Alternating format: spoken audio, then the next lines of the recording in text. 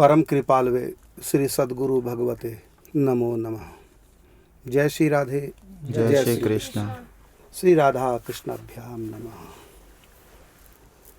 आप श्रवण कर रहे हैं ब्रज वृंदावन माधुरी की व्याख्या। पद संख्या 11 तक हो चुकी है। आज लेते हैं पद संख्या 12। इससे पूर्व लेते हैं कल की पहेली थी, स्नेह कुंड नागिन बसे सिर पे आग धराए, कारोमुख अरुश्वेत तनु स्नेह पी मर जाए। लगभग सभी के उत्तर सही है। जितनों भी उत्तर दिया किसी का भी उत्तर गलत नहीं था। उत्तर देखने के बाद भले कोई गलत आ जाए, जब उत्तर देखे गए, सबके कमेंट देखे गए, तो उस समय 100% भक्तों के उत्तर सही थे। वो क्या? दीपक, दिया। स्नेह संस्कृत में घी को भी कहते हैं। स्नेह का अर्थ घी भी होता है। स्नेह कुंड, घी के कुंड। स्नेह कुंड नागिन बसे, घी के कुंड में नागिन बसती है। सिर पे आग धराए, तो बत्ती जो होती है रुई की, सफ़ेद होती है ना, उसके सिर पर अग्नि। जबकि यहाँ पर हमने पहले मणि लिखा था, लेकिन जब ये टीवी में दी तो मणि हटा के आग कर दिया, जिससे कि थोड़ा सा आसान हो जाए। क्योंकि यदि आग की जगह हम मणि कर देते तो इसका उत्तर कोई नहीं दे पाता। थोड़ा सा नकल मरवा दी, आग लेकर संकेत कर दिया। तो इसके सही तो पहली है कि स्नेह कुंड नागिन बसे सिर पे मणि धराए, कारोमुख अरुश्वेत तनु स्नेह पी मर जाए। लेकिन आग समझ गए और सबने ठीक उत्तर दिया। तो सिर पे आग धराए, तो जो बत्ती है नागिन की तरह, तो उसके सिर पर आग मणि है। और कारोमुख, क्योंकि जलती है तो आगे से काली हो जाती है। और श्वेत तनु, तो रुई की बत्ती तो श्वेत तो होती है। और स्नेह पी मर जाए, अर्थात पूरा तेल पी जाती है। जब तेल समाप्त हो जाता है तो भूखी मर जाती है। चलो अब लेते हैं ब्रज वृंदावन माधुरी, पद संख्या 12। ये पद ब्रज और वृंदावन दोनों का एक साथ है। इसमें ब्रज की वृंदावन की महिमा है। पद है, ब्रज मंडल धामन को धाम, ईश्वर हु के ईश्वर जहाँ पे, रतिवश राजे श्यामा श्याम, तीर्थनि हु की परम तीर्थ रज, मलहारी तन मन अभिराम, ठाकुर हु को ठाकुर गिरवर, विपति हरे सारे जन काम, चित्त चोर हु की भई चोरी, चित्त हर्यो छवि प्रिया सुनाम, मुक्ति हु रस मुक्ति पावे, करुण दास देई सुख विश्राम। अर्थ है, ब्रज मंडल धामन को धाम। ये जो ब्रज 84 कोस है, ये समस्त मतलब चारों धाम, 68 तीर्थ, सब धामों का धाम है। ब्रज 84 कोस की भूमि अलौकिक, जान कृपा करे जो लाडली, हो तब ही पहचान। ब्रज मंडल धामन को धाम। ये समस्त धामों का धाम क्यों बताया? समस्त तीर्थों का राजा है प्रयागराज, जहाँ गंगा जमुना सरस्वती तीनों का संगम है। और समस्त तीर्थों का उपरोहित है पुष्कर राज, गुरु कल। प्रयागराज समस्त तीर्थों का राजा है। और सारे तीर्थ क्या हैं? प्रजा। तो मकर संक्रांत माघ मास में समस्त तीर्थ प्रयागराज में जाते हैं हाजिरी देने के लिए, अपने राजा की पूजा करने के लिए। एक बार प्रयागराज ने श्री कृष्ण भगवान से कहा, प्रभु आपने मुझको तीर्थों का राजा बनाया है, तीर्थराज प्रयाग। तो माघ मास में समस्त तीर्थ मेरे पास आते हैं, लेकिन आपका ब्रजधाम वृंदावन ये तो मेरे पास नहीं आता। क्या आपने मुझको समस्त तीर्थों का धामों का राजा नहीं बनाया? तो भगवान श्री कृष्ण कहते हैं, प्रयाग मैंने तुमको तीर्थों का धामों का राजा बनाया है, अपने घर का राजा नहीं बनाया। ये ब्रज भूमि क्या है? ये मेरा घर है, निज घर श्यामा श्याम। तो मैंने अपने घर का मालिक थोड़ी तुमको बना दिया राजा। इसलिए कहा कि ब्रज मंडल धामन को धाम। प्रयागराज ने कहा कि समस्त तीर्थ आते हैं, अपने पाप मुझ में छोड़ जाते हैं। प्रजा आती है, भक्तगण आते हैं, अपने पाप मुझ में छोड़ जाते हैं। अभी मेरे पाप कैसे कटे? सबके पाप मैंने काटे, मेरे पाप कैसे कटे? कि आपके पाप कटेंगे ब्रज रज से, ब्रज में जाओ। तो भगवान ने प्रयागराज को ब्रज में स्थान दिया। कहाँ है प्रयागराज? ब्रज में, क्योंकि सारे तीर्थ ब्रज में है। 84 कोस की जब परिक्रमा करते हैं ना, तो सब तीर्थ आते हैं ब्रज में। तो प्रयागराज भी ब्रज में है। कहाँ है? तो यह है ललिता सखी के गांव, ऊंचा गांव वहाँ पर है। स्थान का नाम है त्रिवेणी कूप। तो सारे तीर्थ हैं, तो इसलिए कहा ब्रजमंडल धामन को धाम। दूसरी बात, तीर्थों में महिमा है जल की, स्नान करते हैं। गंगा जी हैं, प्रयागराज, कुरुक्षेत्र, पुष्करराज, ये सब क्या है? ये तीर्थ है जहाँ पर हम स्नान करने के लिए जाते हैं। तो तीर्थों में महिमा है स्नान की, और स्नान किस में? तो जल में। तो तीर्थों में क्या है मुख्य? जल।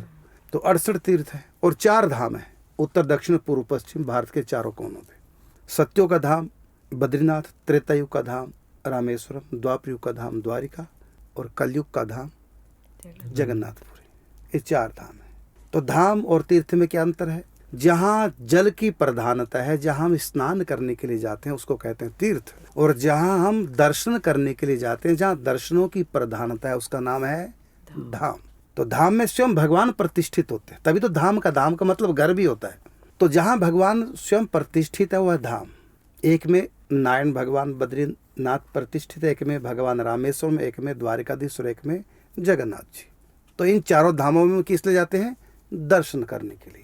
और तीर्थों में किस लिए जाते हैं? स्नान करने के लिए। तो जल और दर्शन श्री विग्रह के रूप में ठाकुर जी के।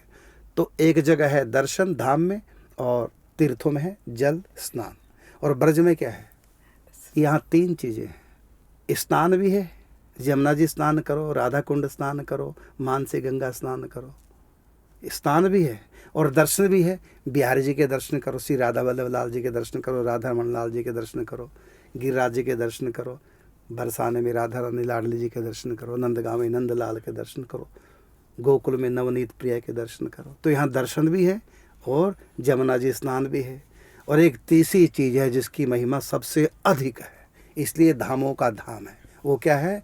यहाँ सबसे अधिक महिमा, दर्शन से भी अधिक महिमा, यमुना स्नान से भी अधिक महिमा यहाँ है रज की, ब्रज रज की। ब्रज का अर्थ क्या है? ब्रह्म की रज, चरण रज। तो यहाँ ब्रह्म ने विचरण किया साकार रूप में, किया नहीं अब भी करते हैं। और जो ब्रह्म के उपासक हैं, प्रेमी रसिक जन, उन संतों की चरण रज है, सखियों की गोपियों की चरण रज है, भगवान की प्रिय गायों की चरण रज है, ग्वाल बालों की चरण रज है। ये नित्य धाम से भी प्रकट होते हैं और अनेक जन्मों के साधना के परिणाम स्वरूप जो ग्वाल बाल गोपियाँ बने, उनके भी चरणों की रज, ऋषि मुनियों के। तो यहाँ महिमा है रज की। और दूसरी यहाँ महिमा है बसने की। कहाँ बसता है व्यक्ति? रहता कहाँ? फैक्ट्री कहीं भी हो, व्यापार बिजनेस कहीं भी हो, पूरे देश में है, विदेशों में भी व्यापार उसका है, फैक्ट्रियाँ उसकी है। लेकिन जब तब भी उसको पूछा जाएगा आप कहाँ के हैं, तो कहाँ का बताएगा? जहाँ पर वो उसका घर है, जहाँ पर वो बसा है। तो महिमा किसकी हुई? बसने की। घर में बसा जाता है, जहाँ बसने का महत्व है उसको कहते हैं घर। तो इसलिए ब्रजवास, सब कहते हैं हम ब्रजवास करना चाहते हैं, प्रभु ब्रजवास दीजिए, हम ब्रजवास करना चाहते हैं। यहाँ के लोगों को ब्रजवासी कहते हैं, लेकिन जगन्नाथपुरी के लोगों को जगन्नाथी कहेंगे क्या? हरिद्वार के लोगों को हरिद्वारी कहेंगे क्या? ऋषिकेश के बसने वालों को ऋषिकेशी कहेंगे क्या? कुरुक्षेत्र में रहने वालों को कुरुक्षेत्री कहेंगे क्या? लेकिन ब्रज में रहने वालों को ब्रजवासी। यहाँ पर वास की महिमा, क्योंकि ये घर है, निज घर श्यामा श्याम। तो ये प्रेम का घर है, प्रेम का घर है, खाला का घर नहीं। कबीरदास जी कहते हैं ये खाला जी का घर नहीं है, प्रेम का घर है। तो और तीर्थ धाम है साधना, और तीर्थ और धाम है साधना, और ब्रज है साधना का फल। ये साध्य है, इसलिए कहा ब्रज मंडल धामन को धाम। यहाँ धूल की ब्रज रज की महिमा, ब्रज धूल ही प्राणों से प्यारी लगे, ब्रज मंडल माही बसाए रहो, रसिकों के सुसंग में मस्त रहूं, जग जाल सो नाथ बचाए रहो। ये ब्रज भूमि, यहाँ महिमा ब्रज रज की। इसलिए श्री निम्बार्क पीठाधीश्वर श्री श्री भट्ट जी महाराज कहते हैं, अरे मन वृंदा विपिन निहार, विपिन राज सीमा से बाहर, हरिहु को ना निहार। मतलब भगवान से भी ज़्यादा महिमा है इस धरती की। क्यों भगवान से ज़्यादा महिमा क्यों? अरे भगवान के कारण से तो इस धरती की महिमा है। तो भगवान से ज़्यादा कैसे होगी? भगवान के कारण से तो महिमा है यहाँ की। यदि भगवान छोड़ दिए तो फिर क्या महिमा रही, ऐसा लगता है। लेकिन नहीं, यहाँ भगवान से बढ़कर महिमा है। क्यों? क्योंकि ब्रज के जो बाहर के भगवान है ना, वो आपकी भक्ति भी प्रसन्न होकर आपको मुक्ति भी दे सकते हैं, आपको माया भी दे सकते हैं, आपको संसार के सुख भी दे सकते हैं, सब देंगे। लेकिन गारंटी नहीं कि वो आपको अपना प्रेम देंगे। जैसे ध्रुव को ठग लिया ना, अपनी गोद नहीं दी, किसकी गोद दे दी? पिता की गोद। और प्रहलाद को अपनी गोद, तो ठगे गए ना, संसार मांग लिया। तो ब्रज के बाहर के जो भगवान है ना, जो मन की कामना वही, ये रूल है। लेकिन ये ब्रज रज क्या देगी? ब्रज रज अंत में प्रेम देगी। इसलिए महिमा प्रेम की। एक बात है कि ध्रुव भक्त ने ब्रज में तो तपस्या की थी, मधुबन तो ब्रज में है, तो ध्रुव भगत को क्या मिला? क्या रही ब्रज की महिमा? एक प्रश्न उठता ना कि मधुबन में ध्रुव ने तपस्या की थी, वो तो पछताते हुए जा रहा है वापिस। पछताते हुए इसलिए वापिस जा रहा है क्योंकि ब्रज में तपस्या की थी, इसलिए जो उसको मिला उसको तसल्ली नहीं हुई। ये ब्रज की महिमा है। ध्रुव भक्त ने मधुबन में ब्रज में तपस्या की थी, और संस्कार कौन सा था? पिता की गोद, राज्य, और भगवान से मांगा और भगवान ने दिया। तो भगवान ने जो मांगा भगवान ने दे दिया, तो खुश हो जाना चाहिए। क्यों नहीं खुश हुआ? क्योंकि ब्रज रज कहती है तुमने क्या मांगा। ये ब्रजवास का फल है। उसको तसल्ली नहीं हुई क्योंकि ब्रज रज ने उसके अंदर उससे भी ऊंचे प्रेम के संस्कार दे दिए थे। लेकिन भगवान का स्वभाव है कि तुमने संसार मांगा था, पहले संसार लीजिए, फिर आपको वो मिलेगा जो ब्रज रज में तुमको देगी। मेरा प्रेम, पहली इच्छा पूरी करो। जैसे मीरा की इच्छा पहली क्या थी? कृष्ण को पति बनाने की, और ब्रज में आ गई तो यहाँ सखी भाव आ गया। लेकिन राधा रानी ने क्या कहा? अब तुम द्वारिका जाओ, पहले वो कामना को पूरी करो, पहले वाली, बाद में तुम आना, फिर मेरी सखी बनना। ये महिमा किसकी थी? मीरा के ब्रज में आने की और रसिकों का संग प्राप्त करने की महिमा। तो ध्रुव भक्त ने ब्रज में तपस्या की। यदि ध्रुव भक्त ब्रज में मधुबन में तपस्या न करके ब्रज से बाहर तपस्या करता, तो जो उसने वरदान मांगा था, पिता की गोद, राज्य की प्राप्ति, और वो उसको मिल गया, वो तो हंसता गाता नाचता जाता घर, खुश होके जाता। लेकिन भागवत पढ़ी, रोता हुआ जा रहा है, ये मैंने क्या मांगा। इसका मतलब क्या है? उसके भीतर भगवान की प्रीति जग गई थी कि मुझको प्रेम मांगना चाहिए था। मैं संसार की चाहत लेके क्यों आया, इसलिए मुझको संसार मिल गया। तसल्ली नहीं हो रही क्योंकि ब्रजवास का उसको फल मिल रहा है। क्या? कि तुमने गलत मांगा।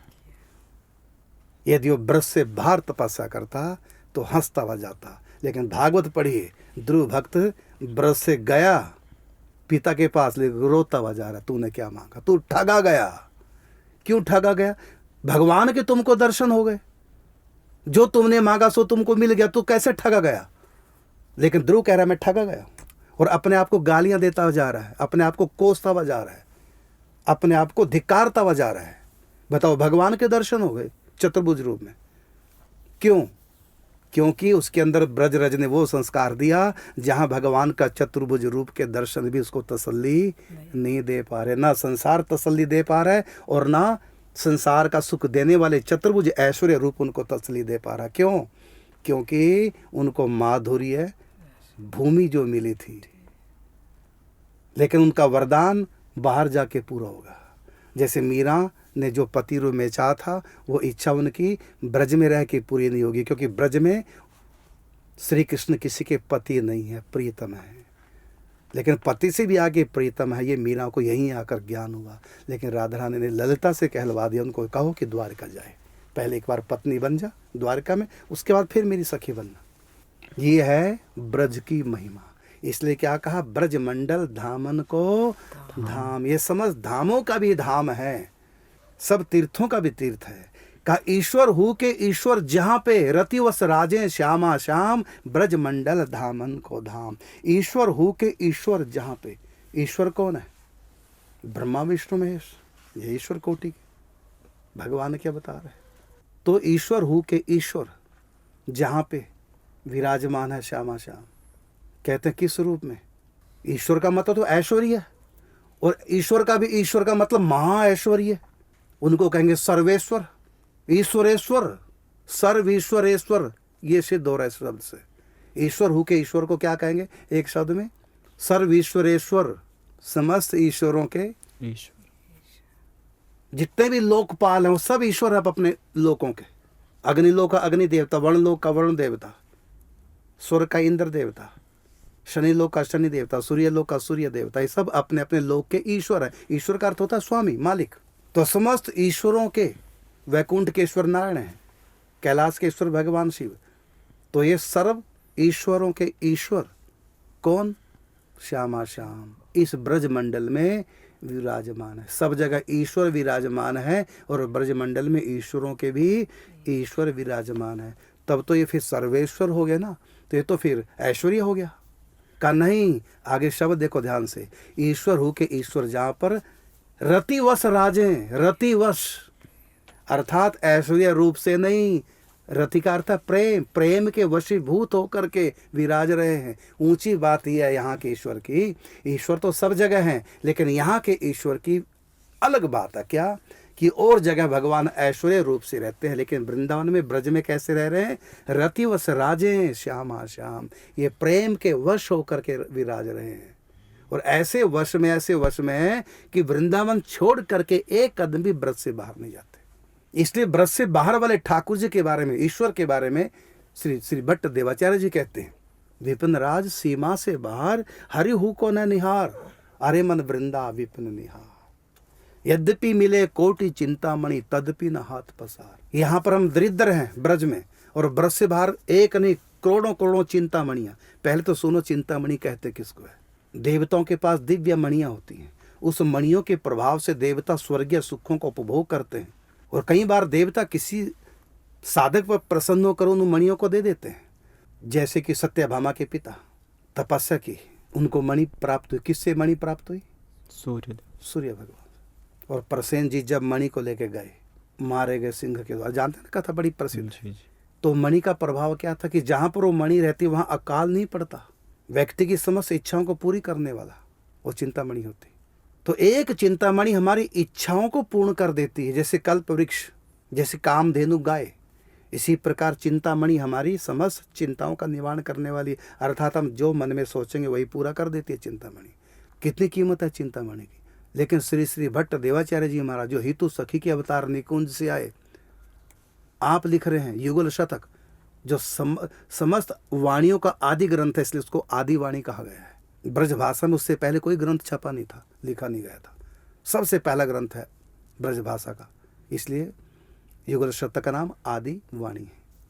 तो आदि वाणी में लिख रहे हैं कि एक चिंतामणि की बात नहीं, वृंदावन से बाहर यद्यपि मिले कोटि चिंतामणि, एक चिंतामणि नहीं करोड़ों चिंतामणि। जिस देवता के पास जो जो दिव्य मणि है इच्छाओं की पूरी करने वाली, वो सारी मणियाँ यदि एक व्यक्ति को मिल जाए, लेकिन मिलती हैं ब्रज सीमा से बाहर, वो नहीं लेना। यद्यपि मिले कोटि चिंतामणि तदपि न हाथ पसार। और वृंदावन में जय श्री भट्ट धूल धूसर तन, यह आशा और धार। और वृंदावन में हमको धूल मिले वो ले लेना, लेकिन वृंदावन के बाहर मणियाँ मिले वो भी नहीं ले। तो जो ब्रज की धूल बाहर की मणियों को भी, उनकी शक्ति को भी तिरस्कृत कर दे। कारण क्या? बाहर की मणियाँ ऐश्वर्य देंगी, संसार के सुख देंगी, स्वर्गीय सुख देंगी, और ये ब्रज रज राधा माधव के चरणों की प्रीति देगी। इसलिए यहाँ की महिमा। तो यहाँ ठाकुर जी जो विराजे कैसे हैं? तो रतिवश राजे श्यामा श्याम, अर्थात यहाँ भगवान ईश्वर के रूप में निवास नहीं करते, और सब जगह यही ईश्वर के रूप में निवास करते हैं। द्वारकापुरी में द्वारकाधीश के रूप में, ईश्वर के रूप में यही श्यामा श्याम, वहाँ रुक्मिणी कृष्ण के रूप में, बद्रिकाथ में बद्री विशाल के रूप में, बद्रीनाथ में, जगन्नाथपुरी में जगन्नाथ जी के रूप में, रामेश्वर में भगवान रामेश्वर के रूप में, तीर्थों में देवताओं का निवास है। तो सब जगह भगवान ईश्वर के रूप में, वैकुंठ में ईश्वर के रूप में, कैलाश में यही मेरे ठाकुर जी ईश्वर के रूप में निवास करते हैं। लेकिन ब्रज में क्या विशेषता है? ईश्वरों के भी ईश्वर हैं, तब भी वो ईश्वर बन के नहीं रहते, क्या बन के रहते हैं? रतिवश राजे श्यामा श्याम, जो प्रेम के वशीभूत होकर रह रहे हैं। ये बात केवल वृंदावन में मिलेगी, ब्रज में मिलेगी, ये बात वैकुंठ में नहीं मिलेगी। और भगवान के ऐश्वर्य लोकों में ये प्रेम वाली बात नहीं मिलेगी, जो पूर्ण रूप से वश। सब लोकों में भक्त वश में है भगवान के, लेकिन ब्रज में उल्टा है। यहाँ भगवान बस में है अपने प्रेमियों के, रसिकों के, वो बस में। प्रेम के बंधन में मोहन बंध गए, प्रेमियों ने जो बनाया बन गए। तो ईश्वर हु के ईश्वर जहाँ पे रतिवश राजे श्यामा श्याम, और तीर्थन हु की परम तीर्थ रज, मलहारी तन मन अभिराम। मलहारी, यहाँ मलहारी का मतलब क्या? मलहारी तो तीर्थ भी है।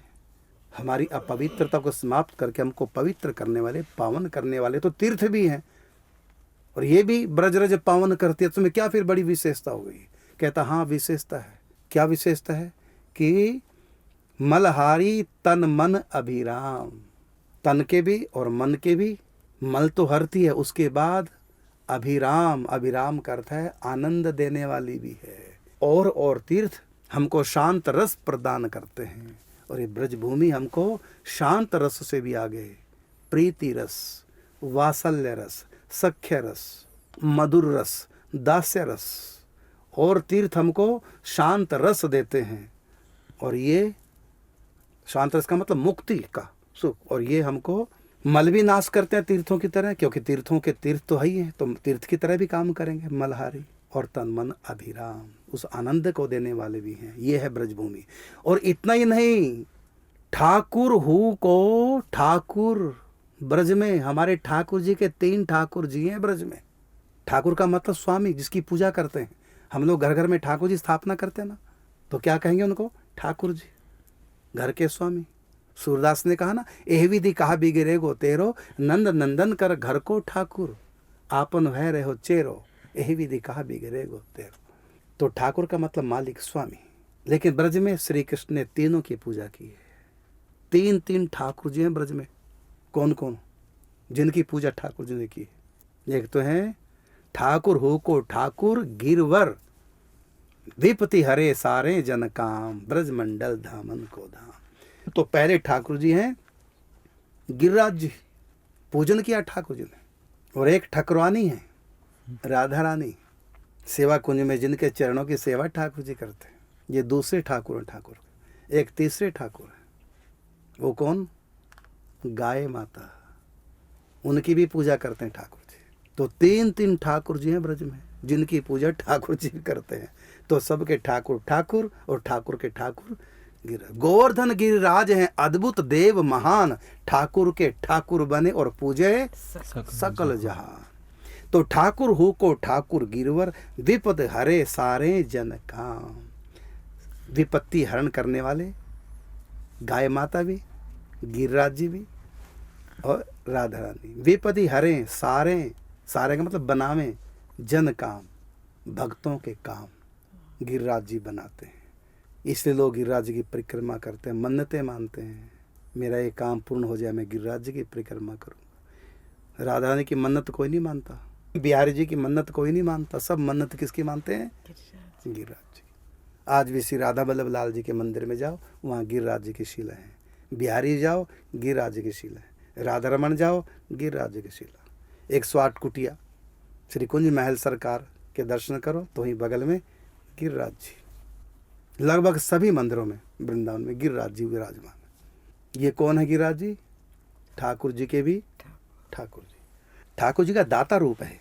तो ठाकुर हु को ठाकुर गिरवर, विपद हरे सारे जन काम, ब्रज मंडल धामन को धाम। आगे का चित्त चोर हु की भई चोरी, चित्त हरे छवि प्रिया सुनाम, ब्रज मंडल धामन को धाम। ये वो धाम है ब्रजमंडल, सबके चित्त चुराने वाले हैं। राम जी जहाँ जहाँ जाते हैं सबके चित्त का हरण करते हैं। बाबा जो निर्मोही होते हैं, जंगलों में बैठे सब दुनिया से मन हटाकर, उन्होंने भी निर्मोही बाबाओं ने जब राम जी को देखा, और राम जी सीता से हंसते हुए मुस्कुराते हुए बातें करते जा रहे हैं, सबके मन में हम भी सीता जी की तरह हों, कितना अच्छा हो। तो सारे बन गए गोपियाँ, कृष्ण अवतार में सबको भगवान ने अपना मधुर रस प्रदान किया।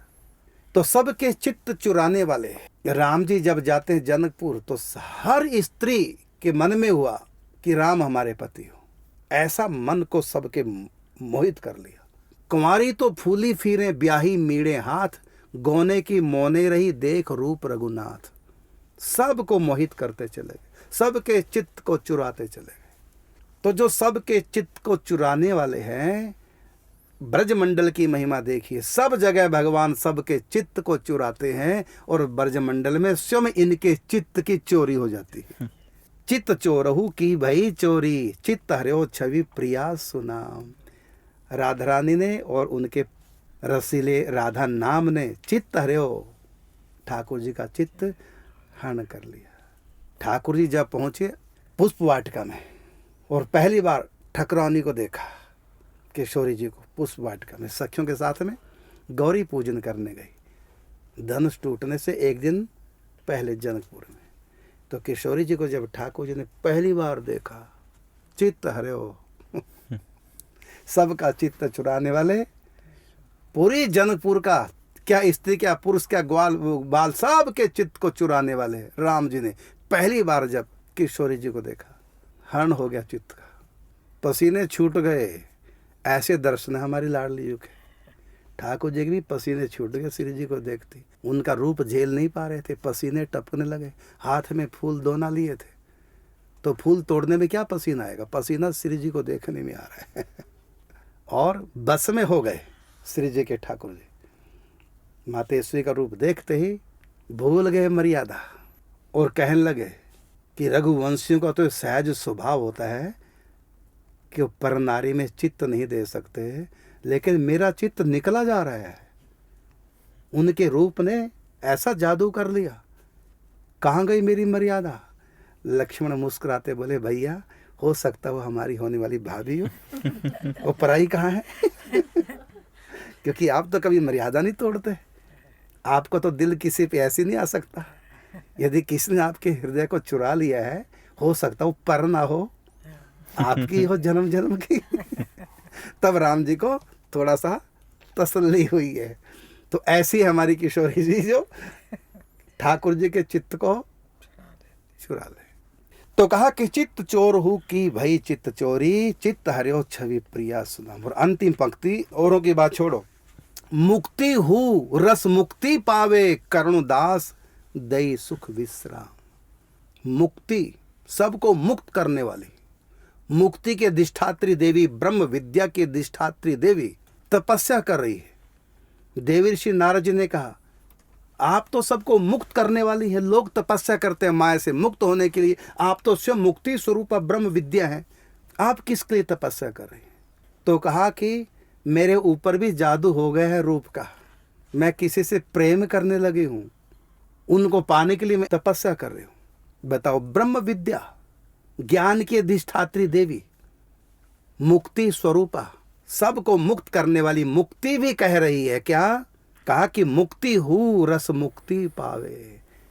मैं श्री कृष्ण की प्राप्ति के लिए, गोपी भाव की प्राप्ति के लिए तपस्या कर रही हूँ। मुक्ति हूँ रस मुक्ति पावे। मुक्ति कहे गोपाल से मेरी मुक्ति बताए, तो ब्रज रज उड़ मस्तक लगे, मुक्ति मुक्त हो जाए। ये वो ब्रज भूमि है। तो मुक्ति हूँ रस मुक्ति पावे, करुण दास दे सुख विश्राम। केवल विश्राम नहीं, मुक्ति का अर्थ तो शांति है ना, शांति नहीं, शांत रस से भी आगे क्या, सुख दे सुख। कौन सा सुख, ब्रज जो सुख देता है वो है प्रेम सुख। तो ऐसा ये ब्रजमंडल धामन को धाम, मुक्ति हूँ रस मुक्ति पावे, करुणदास दे सुख विश्राम। समय हो चुका है। एक समाचार बड़ा सुंदर, वो ये है कि कल एक और लीला आप लोगों के बीच में आ रही है, लीला भाग नंबर 4, जिसका नाम है ललिता कृष्ण की शरत। ये है ब्रज की लीला। आओ अब लेते हैं पहली। आज की पहली है, स्वर्णाभा आकाश की पंक्ति हंस सित दोय, बोलत मधुर बिहार में सुनुत प्रीति रस खोए। हम इसका अर्थ बिल्कुल नहीं बताएंगे क्योंकि आपको आइडिया लग जाता है। फिर सुनेंगे स्वर्ण आभा आकाश की, पंक्ति हंस सित दोय, बोलत मधुर बिहार में, सुनत प्रीति रस खोए। समय हो चुका है, अब मिलेंगे कल। तब तक के लिए चाहिए आप सब भक्तों से अनुमति। जय श्री राधे, जय श्री कृष्ण।